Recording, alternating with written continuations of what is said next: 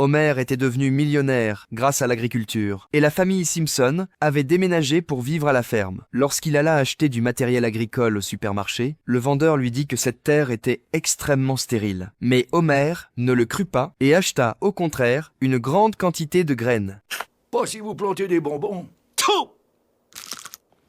Avant de semer, il mélangea toutes les graines ensemble. Cependant, un mois passa et rien ne poussa dans les champs. Les Simpson durent survivre en mangeant des herbes sauvages. Homer était profondément découragé, mais soudain, il pensa aux déchets nucléaires et demanda à un collègue de lui procurer du plutonium. Du plutonium? Dis Homer, c'est pas un peu dangereux?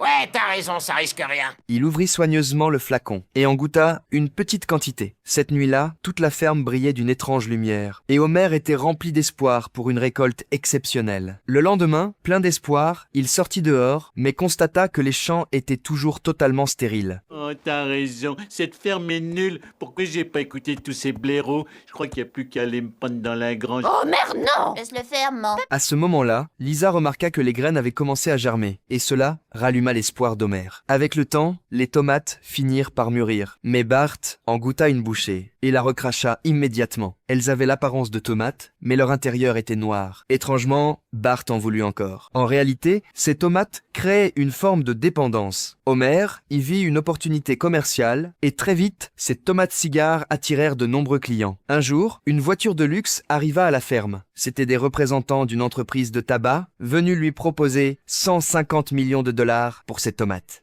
150 000. Puis-je parler à ma femme et à mes enfants? Bart suggéra qu'il pouvait les vendre encore plus cher. Et lorsque Homer retourna à la table des négociations, On n'acceptera pas moins de 150 milliards! pendant ce temps, les animaux dévoraient frénétiquement les tomates. Mais, heureusement, un seul plan survécut. Homer l'arracha de la gueule d'une vache et le protégea précieusement. Soudain, les animaux commencèrent à attaquer la maison. Homer n'eut pas d'autre choix que de jeter le dernier plan au loin. Il atterrit directement entre les mains des représentants de l'entreprise de tabac, qui repartirent immédiatement avec la tomate. Mais soudain, un mouton enragé se leva à l'arrière de la voiture.